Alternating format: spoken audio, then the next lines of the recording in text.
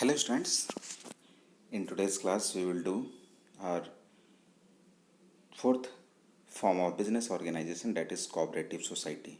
Okay, we have did sole proprietorship, saw its merits, demerits, partnership, on types of partnership, drawbacks of partnership, okay, merits, demerits, into undivided family. Now we are going to do cooperative societies act. Cooperative society, before doing this topic, go through some general information. Okay, as you can see here, Amul, that little girl, Amul girl, since 1946, 1946 से ये चीज़ें चल रही है. ठीक है. Now some basic info. Amul is the largest selling brand in butter, cheese, flavoured milk और world में पैकेज्ड दूध बेचने में सबसे आगे है. ठीक है. अमूल, एवरीवन नोज अमूल दूध पीता है इंडिया. ठीक है. एवरेज डेली रेवेन्यू जो अमूल का है, ठीक है, ये आउटलुक से ये डेटा लिया गया है, 90 करोड़ एक दिन की कमाई है उसकी. ठीक है. अमूल. अब ये है क्या? Full form Amul, Anand milk united limited. Okay. ये फॉर्म कैसे हुआ? थोड़ा history let's check out in their essence. Amul, Anand milk united limited, formed in 1946. अब फॉर्म हुआ कैसे? उससे पहले जब ब्रिटिश रूलिंग थी हमारे यहाँ, तो एक पालन डेयरी थी. पालन, PALAN. ओके. ब्रिटिश गवर्नमेंट ने बोला कि आप सारा मिल्क वहाँ से कलेक्ट करो गुजरात से और बॉम्बे आके बेचो. उनको एक मोनोपोली, एकाधिकार दे दिया. ठीक है. तो British company, due to their unfair trade practices, क्या हुआ, लोगों ने इनको दूध देना बंद किया. ठीक है. क्या था, गुजरात में एक गांव जहाँ से दूध बहुत ज़्यादा अच्छे से प्रोड्यूस होता है, तो वहाँ से मुंबई पहुँचाना था. मुंबई में हाई क्लास लोग. ठीक है. तो उन्होंने क्या किया, उनको कम दाम देते थे और वहाँ से दूध कलेक्ट करते थे, उसको प्रोसेस करके बेचते थे. ठीक है. ब्रिटिश कंपनी जो पालन डेयरी थी, तो लोग त्रस्त होकर क्या किया, उन्होंने हो गए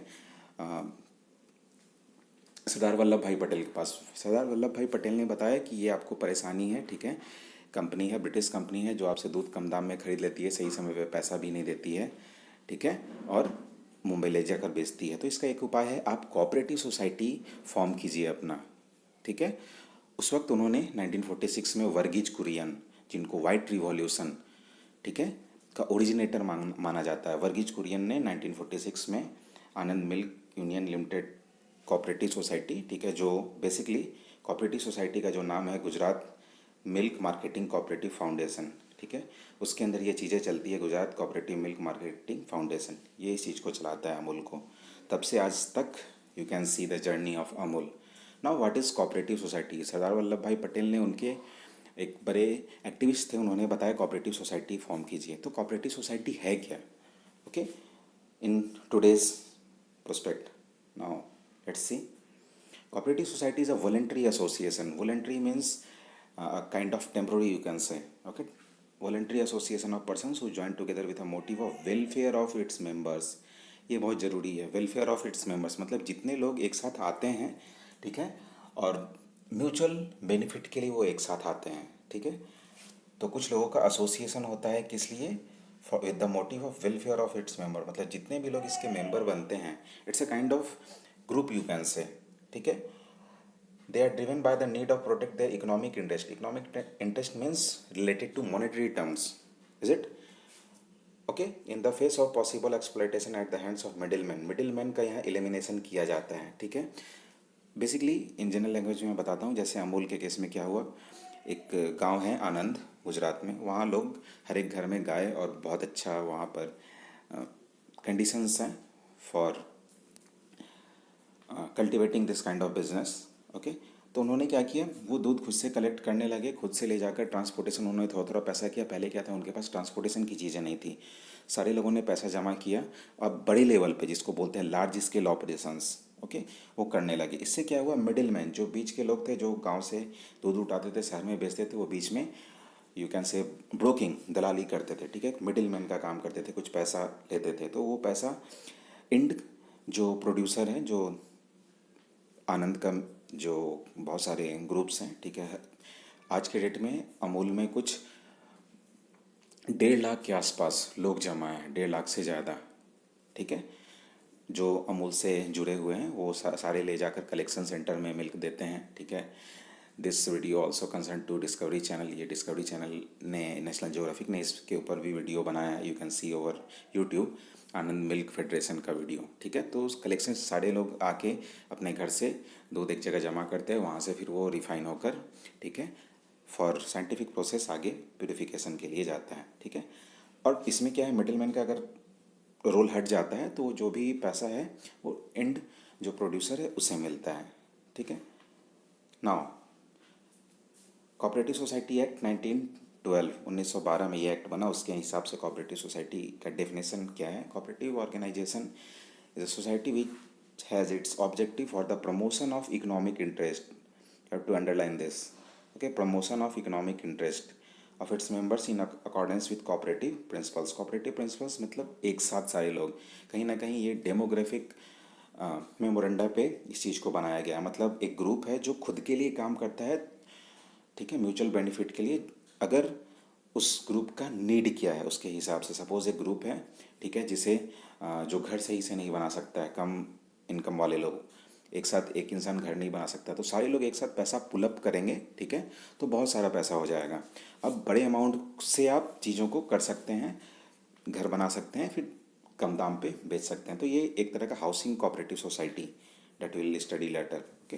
तो ऑर्गेनाइजेशन, कोऑपरेटिव ऑर्गेनाइजेशन क्या है, a society which has its objective for the promotion of economic interest of its members, मतलब जितने भी मेंबर्स है बस उसका, पब्लिक का नहीं, ठीक है, जितने भी मेंबर्स हैं उनका, in accordance with cooperative principles.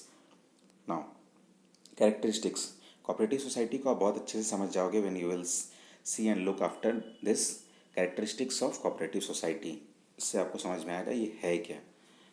Voluntary membership, membership of a cooperative society is voluntary, means ये परमानेंट नहीं होता है, ओके।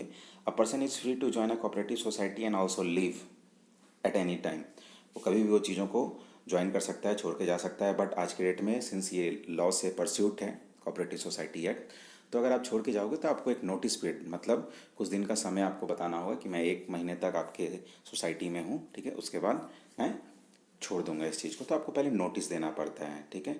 वॉलेंट्री मेंबरशिप, ओके, आराम से आप ज्वाइन कीजिए, कभी भी जाइए, कोई रिस्ट्रिक्शंस नहीं है respective of religion, caste and gender, आप आराम से ज्वाइन कर सकते हैं, ठीक है, और छोड़ कर भी जा सकते हैं। तो इसमें बहुत ज़्यादा प्रॉब्लमेटिक चीज़ें हैं नहीं। Legal status 19 cooperative societies act 1912 में जो लॉ बना उसके हिसाब से इसका लीगल स्टेटस है, मीन्स सोल प्रोप्राइटरशिप में हमारे पास क्या था, आप आइदर रजिस्ट्रेशन करवा सकते हो, नहीं करवा सकते हो, करवाना है अगर 40 लाख से टर्नओवर ऊपर जाता है, ठीक है। पार्टनरशिप एक्ट में बेनिफिट उठाने के लिए आपको रजिस्ट्रेशन करवाना है, ठीक है। बट कोऑपरेटिव सोसाइटी में क्या है, you have to be registered, आपको रजिस्ट्रेशन करवाना ही होगा, कंपलसरी है, ओके। अब सिंस इसका एक लीगल स्टेटस होता है, एक अलग से पहचान दी गई है, ठीक है, कोऑपरेटिव सोसाइटी को, तो ये सेपरेट लीगल एंटिटी है, ओके। ये सोल प्रोप्राइटरशिप में नहीं था, सिर्फ सोल प्रोप्राइटरशिप में जिसका बिजनेस है उसके नाम से जाना जाता था, ठीक है, जो बिजनेस को चलाता था। कोऑपरेटिव सोसाइटी में कुछ लोग चलाते हैं बट इनका पहचान अलग होता है, ठीक है। जैसे आनंद जो गांव है गुजरात में, वहाँ के लोग Gujarat cooperative milk marketing foundation में एसोसिएट है, तो वो उनकी एक अलग पहचान है, ठीक है। अमूल का एक अलग पहचान है, क्लियर। एक अकेला इंसान अगर दूध बेचता है, आइसक्रीम बनाता है, उसका अलग पहचान होता है। सोल प्रोप्राइटरशिप, पार्टनरशिप में अलग पहचान, ठीक है। सोल प्रोप्राइटरशिप में उस अपने ही नाम से जाना जाता है कि किसी एक इंसान का बिजनेस है। बट यहाँ पर क्या है, एक सेपरेट लीगल आइडेंटिटी मिल जाती है, अलग अलग पहचान मिल जाती है आपको, ठीक है, उस ग्रुप को।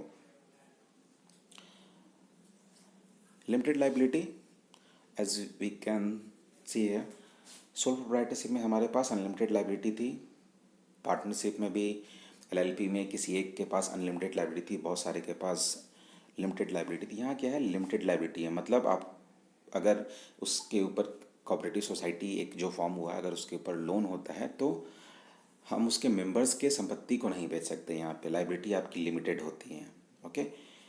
रीज़न, हम थोड़े थोड़े पैसा देकर हम उस सोसाइटी को फॉर्म कर सकते हैं, ठीक है।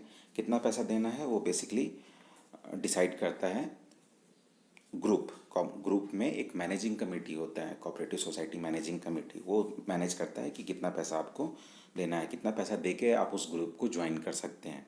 ठीक है, इकोनॉमिक इंटरेस्ट, पैसा तो जाएगा बट किस फॉर्म में, विल सी लेटर।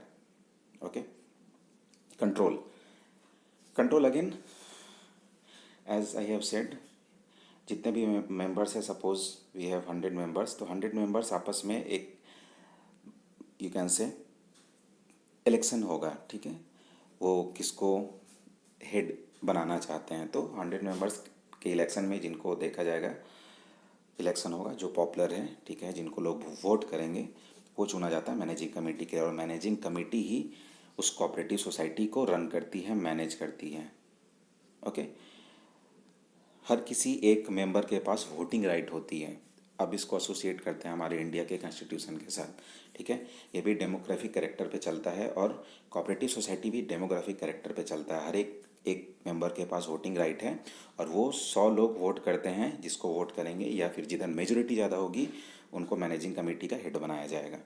ठीक है, ये टाइम टू टाइम पे मेंबर्स अपने हिसाब से इलेक्शन करते रहते हैं, और मैनेजिंग कमेटी को अगर उन्हें ऐसा एहसास होता है कि चेंज करना है या रिटेन करना है, they have to do accordingly, उसके अकॉर्डिंग वो काम करते हैं। बट एट डेमोक्रेटिक सेंस, ठीक है, डेमोक्रेटिक सेंस है यहाँ पे, ये एक इसका यूनिक कैरेक्टरिस्टिक्स है। लाइक अ क्वेश्चन मे केम कि हमारे फॉर्म्स ऑफ बिजनेस में ऐसा कौन है जिसके अंदर demographic is a different thing, democratic is a different thing. ठीक है, तो डेमोक्रेटिक एसेंस है, तो यू हैव टू से cooperative societies. Okay, now service motive, जितने भी मेंबर्स हैं, जितने भी 1000, 2000, 5000, 2 लाख, 5 लाख, जितने भी मेंबर्स हैं, वो सब उनके सर्विस मोटिव के लिए काम करता है। कोऑपरेटिव सोसाइटी मतलब उनके म्यूचुअल बेनिफिट के लिए काम करता है। A cooperative society through its purpose lays emphasis on the values of mutual help and welfare. Mutual help, ठीक है, ये बाकी सोसाइटी के आगे नहीं देखता है। ठीक है, सोसाइटी से बाहर ये चीज़ों को नहीं समझता है। सोसाइटी के अंदर जितने भी लोग हैं उनके म्यूचुअल बेनिफिट और वेलफेयर के लिए ये काम करता है। ठीक है, अगर प्रॉफिट आता है तो कैसे बटेगा, ये भी चीज़ें यहाँ पर लिखी हुई है। With the bylaws of society, एक नया टर्म है बायलॉज। बायलॉज क्या होता है, जब आप रजिस्ट्रेशन करवाते हैं कोऑपरेटिव सोसाइटी का, तो वहाँ टर्म्स एंड कंडीशंस आप लिखते हो। ठीक है, जैसा आपने पार्टनरशिप डीड में भी किया था, इन द सेम वे उनको बायलॉज जमा करना पड़ता है। मतलब एक डॉक्यूमेंट है जो रूल्स एंड रेगुलेशंस की रिगार्डिंग सारी चीज़ों को बताता है, उसको बोलते हैं बायलॉज। ठीक है, इस चीज़ को आपको आगे याद रखना पड़ेगा कॉमर्स फील्ड में, बायलॉज क्या है। तो ये एक सेट ऑफ डॉक्यूमेंट है जिसमें जो किसी भी ऑर्गेनाइजेशन के रूल्स एंड रेगुलेशंस को, डू एंड डोंट्स को, प्रॉस एंड कॉन्स को डिफाइन करता है। मतलब आपको क्या करना है, क्या नहीं करना है। ठीक है, term and conditions you can से।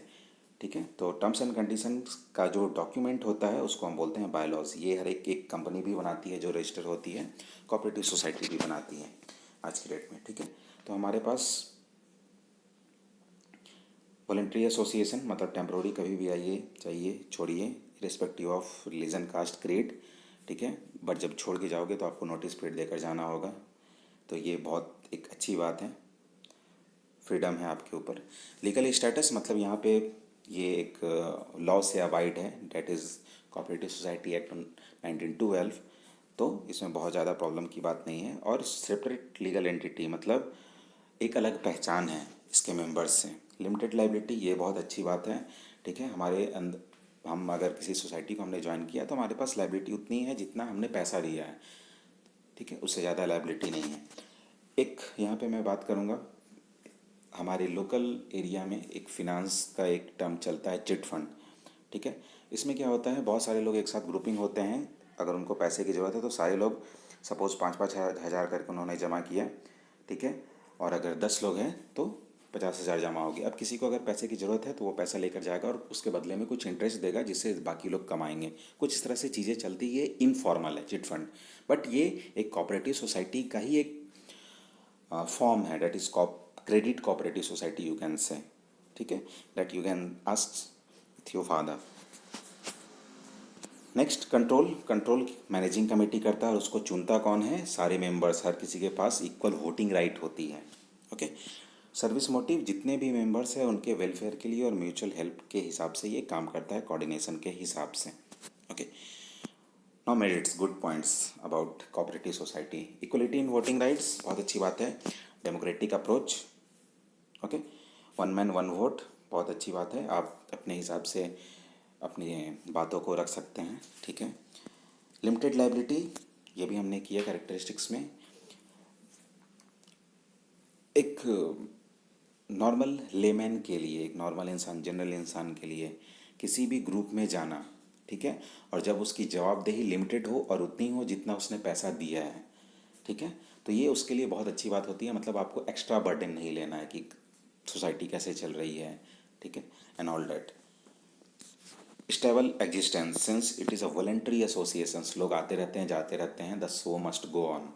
ओके, तो इसका जो एग्जिस्टेंस है स्टेबल होता है। कुछ लोग इसको लेकर चलाते रहते हैं। ग्रुपिंग्स, ऑब्वियस सी बात है, सोसाइटी में ग्रुपिंग्स हमेशा होती है फॉर इकोनॉमिक इंटरेस्ट। ओके, तो इस existence is stable in cooperative societies. Economic in operations, जो मैंने बताया, हम अगर अकेले मैं हूँ, ठीक है, मैं अकेले अपने हिसाब से बिल्डिंग नहीं बना सकता, अपने लिए घर नहीं बना सकता अगर मेरे पास नहीं है तो। मेरे पास थोड़े पैसे, मिडिल क्लास, ठीक है। अगर मेरे जैसे 100 लोग मिल जाएंगे तो फंड ज़्यादा हो जाएगा। फंड ज़्यादा होगा तो ज़्यादा फंड आपके पास है तो आप उससे एक अच्छी बिल्डिंग बना सकते हैं और सारे लोग उसमें एक एक रूम लेकर अपना, या 1 BHK, 2 BHK, 3 BHK जो भी है। मिडिल क्लास है तो 3 BHK तो होगा नहीं, 2 BHK, 2 रूम के हिसाब से, ठीक है, किचन बाथरूम ये सारी चीज़ें। तो इकोनॉमिक इन ऑपरेशंस है, मतलब पैसे जब ज़्यादा हो जाते हैं तो हमारे लिए अच्छा होता है। आपने क्लास में भी देखा होगा कंट्रीब्यूशन, कोई एक इंसान अगर कंट्रीब्यूट कर रहा है उसके लिए प्रॉब्लम है। सारे लोग अगर कंट्रीब्यूट करते हैं, चीज़ें अगर ज़्यादा पैसा जमा होती है तो you can do better things. Okay, तो इकोनॉमिक इन ऑपरेशंस मतलब जब आपके पास ज़्यादा पैसा जमा है, जो हम पिगी बैग रखते हैं, ठीक है, आप 1-2 रुपये से कुछ नहीं कर सकते हैं, बट वो जब लार्जर अमाउंट में जमा हो जाता है तो चीज़ें आपके लिए आसान हो जाती है, ठीक है। तो इकोनॉमी इन ऑपरेशंस। और एक एंगल ये भी देख सकते हैं यहाँ पे, एलिमिनेशन ऑफ मिडिल मैन है। ओके, तो इससे चीज़ें सस्ती हो जाती है। अगर कोऑपरेटिव सोसाइटी में मैं एग्जांपल दे रहा हूँ, जैसे हर एक घर से अमूल ने मिल्क कलेक्ट किया, ठीक है, और उनको उनके बदले में सपोज़ आज 30 रुपये लीटर, ठीक है, उनको पे कर दिया। मार्केट में वो बेच रहा है 40-10 रुपये, अंदर ले रहा है, वो अपने पास रख ले रहा है। ऑब्वियसली बात है, मेहनत करेगा, रखेगा मिडिल मैन। कोऑपरेटिव सोसाइटी में क्या होता है, सारे लोग मिल के जमा करेंगे, एक गाड़ी खरीद लेंगे, ठीक है, और मार्केट में उनका दूध उसके बाद जो भी प्रोडक्शन है 40 रुपये में बिकेगा, तो यहाँ पे 10 रुपये का उनको फ़ायदा है। In that way economy in operations. Support from government, obvious सी बात है, जब हम डेमोक्रेटिक अप्रोच लेकर चलते हैं तो गवर्नमेंट भी इस चीज़ को सपोर्ट करती है कि बहुत अच्छी बात है। ओके, सरदार पटेल साहब ने भी उनको असिस्ट किया था कि आप कोऑपरेटिव सोसाइटी फॉर्म कीजिए, ठीक है। आज के डेट में भी सब्सिडीज़ क्या होता है, टैक्सेस, लो टैक्स रेट सब्सिडीज़ क्या होती है। अगर आप कुछ लैंड खरीदने जा रहे हो, कोऑपरेटिव सोसाइटी है, अगर आपको ज़मीन खरीदने जा रहे हो तो सरकार आपको मार्केट से सस्ते रेट में देती है, अगर कोऑपरेटिव सोसाइटी अगर आप फॉर्म कर रहे हैं, ठीक है। आप अगर बैंक से पैसा लेते हैं तो टैक्स इंटरेस्ट रेट जो है कम आपको मिलेगा, ठीक है।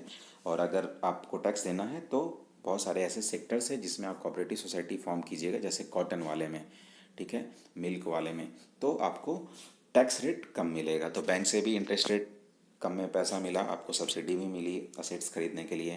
तो overall it's a good thing.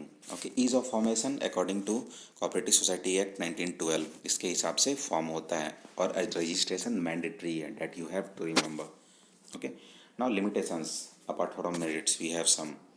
Limited resources, obviously बात है, लिमिटेड लाइबिलिटी है, लिमिटेड रिसोर्सेज है, तो ये एक डिमेरिट हो सकता है, क्लियर, कि अगर कल को फर्म लॉस करता है तो वो पैसे कौन देगा। तो in that way we have limited capital, limited resources. Inefficiency in management, जो वोटिंग राइट है, ठीक है, सारे लोग उन्हें वोट कर किसी को बनाया, जो वो ज़रूरी नहीं है कि मैनेजमेंट को बहुत अच्छे से चला सकता है, ठीक है। तो यहाँ पे मैनेजमेंट की इनएफिशिएंसी होती है। रीज़न म्यूचुअल बेनिफिट के लिए काम कर रहा है कोऑपरेटिव सोसाइटी, और सारे लोग इस टेंडेंसी के नहीं होते हैं, ठीक है, कि आप सर्विस, सोशल सर्विस करो, या फिर सोशल सर्विस नहीं, सर्विस मोटिव से, मतलब जितने मेंबर्स हैं उनके ये आप काम करो। आप सोचोगे मैं मेहनत कर रहा हूँ, बाकी सारे लोगों को भी फ़ायदा मिलेगा। तो यहाँ पे कहीं ना कहीं एक demotivation kind of aspect exists. Okay. So management में है इनएफिशिएंसी, मतलब कैसे चलाना है। बट बहुत सारे लोग ऐसे होते हैं जिन्होंने इस डीमेरिट को और लिमिटेशंस को ओवरकम करके मैनेजमेंट को अच्छे से संभाला है और आज के डेट में बहुत अच्छे से काम कर रहे हैं। Lack of secrecy for today's world, I am quite surprised. Lack of secrecy, आपको सिक्रेसी मेंटेन करना क्यों है? अगर आप ट्रांसपेरेंसी और इकोनॉमिकली और इथिकल वे में बिजनेस कर रहे हैं, you need not to maintain any kind of secrecy. Okay. Government control, obvious सी बात है, हमारे पास 1912 से सिंस ये अवाइड है तो गवर्नमेंट का भी इसमें कुछ कंट्रोल है। लाइक इंटरफेरेंस वो करते हैं किस तरह से चल रहा है, नहीं चल रहा है, बुक्स ऑफ अकाउंट्स। तो it's a good thing, I don't think it comes under limitations. Government control है तो अच्छी बात है, बट इन सम एस्पेक्ट अगर आप देखोगे तो थर्ड पर्सन अगर इंटरवेंशन करता है आपके डिसीजन मेकिंग में तो somewhere you feel ashamed kind of. Okay, तो कहीं ना कहीं कंट्रोल गवर्नमेंट के पास थोड़ा सा होता है, ठीक है, सिंस ये लॉ से अवॉइड है तो थोड़ी सी इसमें गलत बात, but I don't think these two limitations are limitations in today's world for cooperative society. आज के डेट में ये लिमिटेशंस है, I don't think so. Differences of opinions, democratic country की सबसे अच्छी बात है। चलो हमने संविधान में लिख लिया, बट यहाँ पे एक डिमेरिट भी है, कोई भी आदमी बोल सकता है। हमारे पास फंडामेंटल राइट है तो जो वैल्यूज़ है, जो कैटेगरी है, वो सिग्निफाइज नहीं होती है, कोई भी मुंह उठा के कुछ भी बोल सकता है।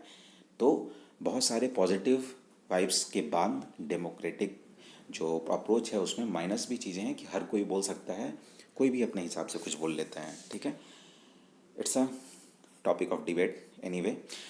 डिफरेंसेस ऑफ ओपिनियन, बहुत सारे लोग हैं तो मैनेजिंग कमेटी क्या डिसाइड करती है, यहाँ पे ओपिनियन में डिफरेंस हो सकता है। वन मैन वन वोट है, उनके पास राइट है, तो ऐसा हो सकता है अगर डिफरेंस इन ओपिनियन है तो एक नया मैनेजिंग कमेटी बना और नया मैनेजिंग कमेटी बना वो अच्छे से रूल आउट नहीं कर सकता है। तो ओपिनियन में डिफरेंसेस है, सिंस मेंबर्स आर देयर, तो बहुत सारे मेंबर्स, बहुत सारी सोच, बहुत सारे अप्रोच, तो उसके हिसाब से डिसीजन मेकिंग में कभी कभी परेशानी हो सकती है। बट एक अच्छे मैनेजमेंट से इस लिमिटेशंस को भी हम विड्रॉ कर सकते हैं, दूर कर सकते हैं। ओके। नाउ टाइप्स, कितने तरह का कोऑपरेटिव सोसाइटी एक्ट होता है? कंज्यूमर कोऑपरेटिव सोसाइटी मतलब कंज्यूमर्स काइंड ऑफ पर्सनल्स एक साथ मिलते हैं, मतलब ये किस लिए काम करता है? म्यूचुअल बेनिफिट, लोगों को सही गुड्स मिले, सही प्राइस पे मिले, ठीक है। अगर उनको कुछ प्रॉब्लम है, रिड्रेसल है, आपने कोपरा एक्ट पढ़ा हो, कंज्यूमर प्रोटेक्शन एक्ट 1986, ठीक है, उसके अंदर ये चीज़ें काम करती है, उनको सेव करना है कंज्यूमर्स को, तो इसलिए ग्रुप फॉर्म किया जाता है। प्रोड्यूसर्स कोऑपरेटिव सोसाइटी, ये क्या क्या काम करती है? प्रोड्यूसर मतलब कुछ प्रोड्यूस करने वाले। तो सपोज़ एक एरिया होता है जहाँ पे लोग कैंडल्स बनाते हैं, ठीक है, तो उनको सारे कैंडल्स बनाने वाले फैमिलीज़ एक साथ आ गए, एक साथ उन्होंने ज़्यादा रॉ मटेरियल खरीद लिया, मशीन खरीद लिया, एक सिंगल फैमिली नहीं कर सकती थी इस चीज़ को, तो ये है producer cooperative society. Raw material, machine सस्ता, ठीक है, कुछ टेक्नोलॉजिकल एडवांसमेंट है जो महंगा है, तो वो आराम से एक साथ पैसा जमा करके पुल आउट करके कर सकते हैं। Marketing cooperative society, marketing cooperative society ध्यान देता है कि मार्केट में जितनी भी चीज़ें बिक रही है, ठीक है, वो सही मैनर में ट्रेड हो, और सही मैनर में ट्रेड होगी तो ऑब्वियसली बात है लोगों को इससे फ़ायदा होगा। ओके। फार्मर्स कोऑपरेटिव सोसाइटी और यू कैन से एग्रीकल्चरल कोऑपरेटिव सोसाइटी, ये कैसे लोग होते हैं?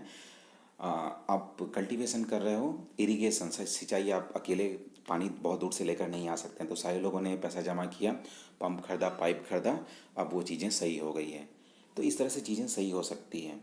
Credit cooperative society, as I have said, आपको पैसे की ज़रूरत है, 1 लाख कहाँ से आएगा? तो एक फॉर्म ग्रुप में आप जा सकते हो जहाँ सारे लोग 10-10 हज़ार करके जमा करते हैं।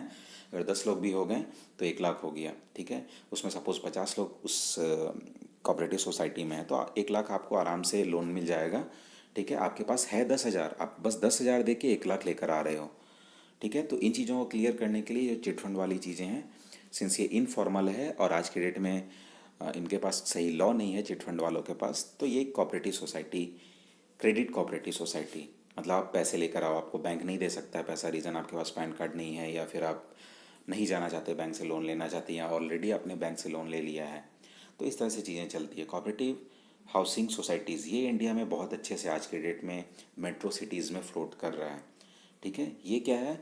आप थोड़ा थोड़ा पैसा जमा करते जाओ। आप घर नहीं बना सकते, कुछ दिन के बाद आपको घर सस्ते दाम पे ये कोऑपरेटिव हाउसिंग सोसाइटीज़ देती है, ठीक है। तो इंडिया में इस तरह से बहुत कोऑपरेटिव हाउसिंग सोसाइटीज़ एक्ट कर रही है। मतलब एक नॉर्मल मिडिल क्लास मैन के पास घर नहीं है, बट वो हाउसिंग सोसाइटी को ज्वाइन करता है। हाउसिंग सोसाइटी क्या करती है, सारे लोगों से पैसा पुलअप करके बड़े अमाउंट में घर बनवाती है और अपने मेंबर्स को देती है। तो cooperative society only concern for its members only, ठीक है। और कोई भी इंसान irrespective of age, caste, creed ज्वाइन कर सकता है और छोड़कर जा सकता है, but limitations and some loss is there. I hope I am getting this all in a proper manner. Okay students, we will see in next class that is another form of business organization, that is joint stock company, जो आज के date में सबसे renowned है और सारे लोग इस चीज़ को जानना चाहते हैं। Next class, for then see you students.